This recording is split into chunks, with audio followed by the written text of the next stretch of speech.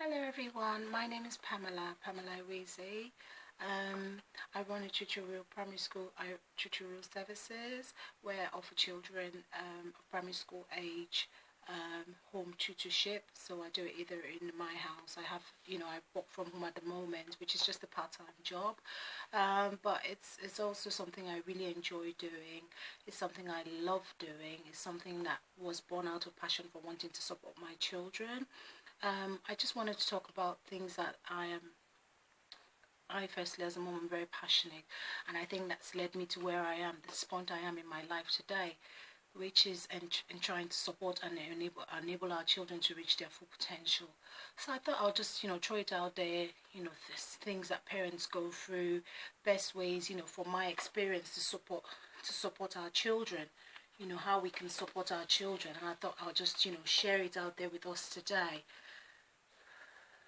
from my own perspective and from experiences, and with also experience of working with children. I've just finished my level 2 training, and I'm career progression. I'm going on to hopefully becoming a teacher. But I think who's to say life itself is a teacher as well. So I just wanted to talk about our children and best way we can support them. There's this idea, most parents, we believe that, and I've been in that boat as well. Once we take our children to school, we drop them off in school, we are able to, we've done our bits and, pick them up. But I also think that, as parents, we should try and engage ourselves more in our children, in supporting the children, even in their schoolwork.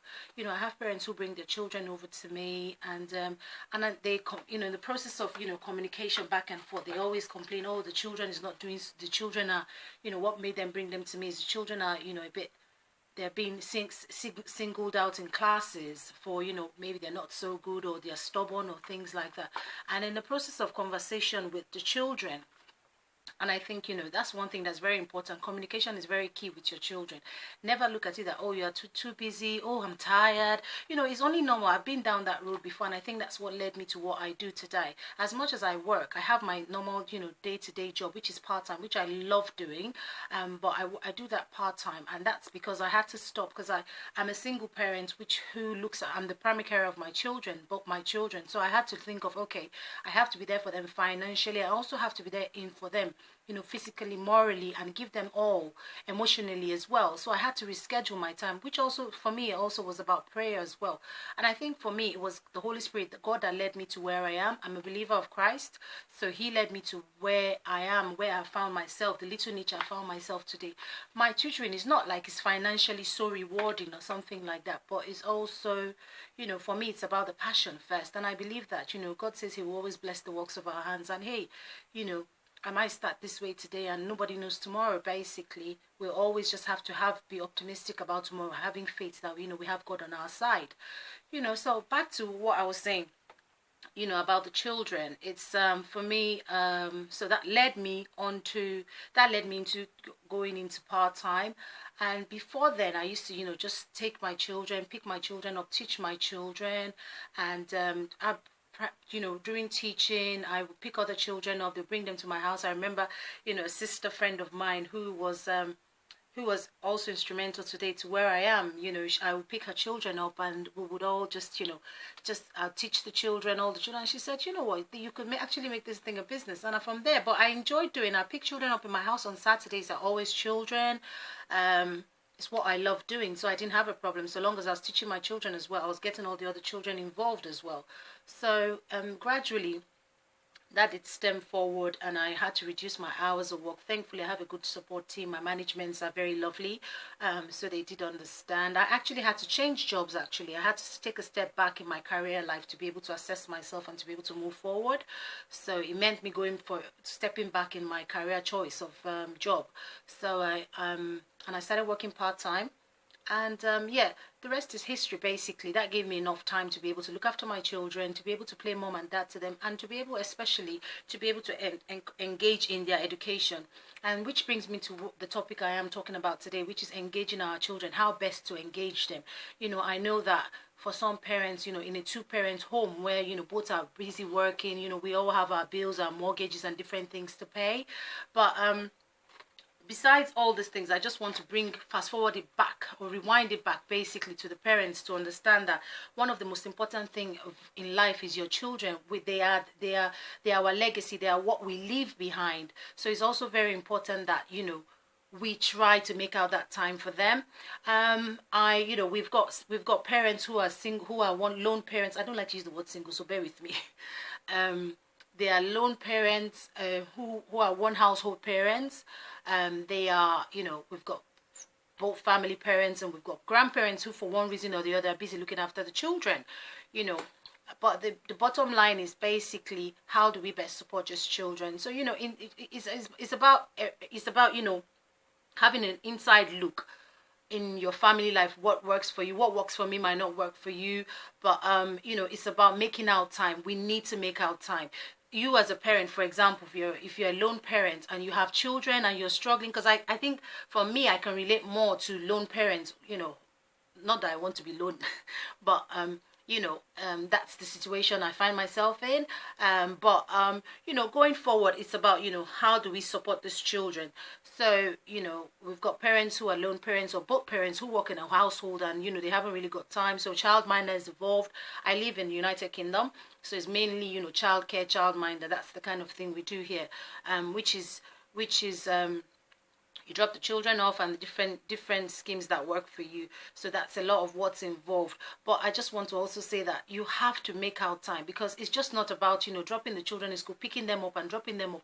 You have to engage. You have to engage with their school teachers. You have to engage them in curriculum activities, extracurriculum activities. Like for me, when I stopped working, when I reduced my hours at work, I had time to communicate with my children. This was as far back as my daughter, she's in year 3 now, but this was as far back as she was ending in year 1. She was just going into year 2, and I think that the early ages of a child's life is particularly the foundation. That's the most important part of their life.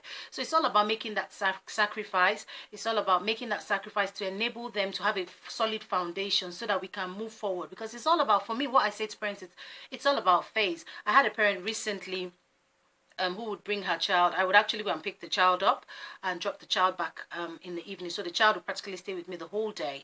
But one of the things we got to talk about was, during the process of helping out her child in lessons, was she said, you know, the child was always, you know, singled out in school. The child is a bit angry. And, you know, in the process of my communication with the child, I found that what the child was just crying for was just a bit more attention.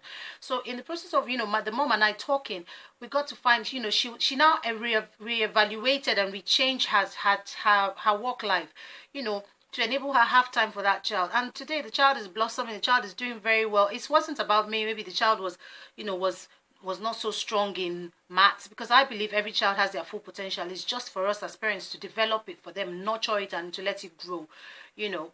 And the child is doing very well. So it's about, you know, making that sacrifice as a parent, working within what works within your household. As a single parent, don't think that, oh, you just drop them off. You're engaging you need to engage your children. The reason why you have those children is, I believe that once you have a child, once you have accepted and agreed and be responsible enough to have a child, you are accountable to that child, you know, to God most especially, you know, both parents, both ways. It works for fathers, it works for mothers as well. You're both responsible for the upkeep and, you know, for that child's life. I believe you're accountable to God for the outcome of those children. So let's work together as a parent to give our children the core foundation they need, which will enable them to flourish. It makes them more confident. You know, I remember when I started with my daughter, I would put books in her bag. She'll do some homework at home. I put books in her bag. She'll take it to school, and her teacher will mark it. And, you know, then we started communicating. The teacher would also give her some work. So you could try these tips. Some parents say to me, oh, the teachers don't communicate with them. Believe you me, teaching is a it's a lovely job, but because of there's so much red tape, especially here in the United Kingdom, teachers always have to be very careful. But always know that teachers are approachable. No matter what, always approach your teachers. Try to build a relationship with your parents, with your children's teachers. It helps with your children's school. Give support. You know, I go to my children's school. I support them on days they need, you know, school. They are going for school outings. You know, when they have parents meetings, try as much as possible to be there. I do all this, and I think for me it's showing in my children. My children are developing. It makes them very confident, you know. Then besides teaching as well, if you find out that, work as a family, if you find out that your timing is, centered around work life, try as much as possible to evaluate. If you're one parent who's working on a one budget, still try as much as possible to see what works within you. Put it in prayer, ask God, reduce your look for what works for you. I think for me, it's most importantly the leading of the Holy Spirit. So put it in prayer, ask God to work something out for you, to give you a bed of rest. That's the prayer point, to give you a bed of rest. And hopefully, he would turn things, and not hopefully, I know my God, if he's Jesus Christ, he will turn things around for you, and your life will just become very easy. I have my tutoring. I work 3 days a week. I still have my tutoring. I still drop my children in school. I pick my children up from school. The days I'm working, I can't do that, obviously. I have a childminder in place who supports my children. I still take my children up for their swimming lessons, their rugby lessons. It's football lessons. It's a chain.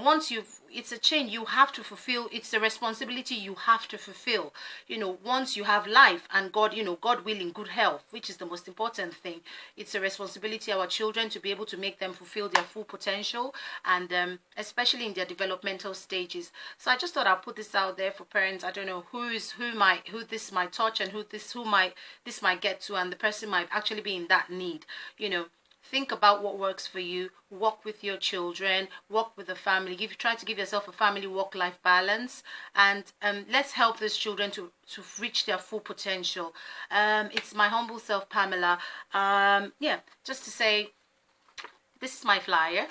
So this is me. It's just that I work with a handful of children, so I'm not looking for something really major now. Hopefully, the long-term goal is to get a place and hopefully move on. That's in all in the works. But I just wanted to say to everyone out there that to all my Facebook family, thank you very much for supporting me, for your likes, for those of you who leave wonderful comments. I might not have all the time to come back and say thank you, but I just want to share this. This is born from passion. This is what I enjoy doing. This is a niche I've carved for myself. I love the children. I love to support my children, because in the process I support my children to make them fulfill their full potential, to it's all about sacrifice. It's all about phases. I just want parents to understand that it's all about sacrifice. It's all about phase. I've been down that route before, where I've struggled as a parent. It was very difficult. I'm the primary carer for my children, so I was struggling with 2 children. I had to, but everything worked for my good. One thing, as a Christian, it says, the Bible, Word of God tells us, all things works together for your good, for those that believe in Christ. So everything worked, and God has to take out some things to enable him shaping you where he wants you to. So everything is worked out. Everything works out for the good of God's children. I'll just put it on a note here. I just want to encourage children. Sorry, I put some notes down, so it's not like I'm just fairly new in this. So I just want to encourage parents out there that it's possible. Reevaluate your life. If your child is not doing so well in school, it's not necessarily maths and English that might be the problem. The problem might be you need to walk with that child. Know your child. Know what your child is all about. Know what's wrong with that child. If your child is being picked on in school, sometimes they might say, oh, he was one that somebody must have triggered it, but it's him that they've singled out and said the child is naughty. Just the child might be rebounding from something. So work with the child, be a bit patient. We have to be patient. It's a patient job as a parent. Keep asking God for that patience and humility to be able to train them. And that's it from me. I just wanted to say thank you very much, and I hope to see you again soon. Take care and all the best. Have a lovely month of October, and bye. Take care. Bye. Pamela.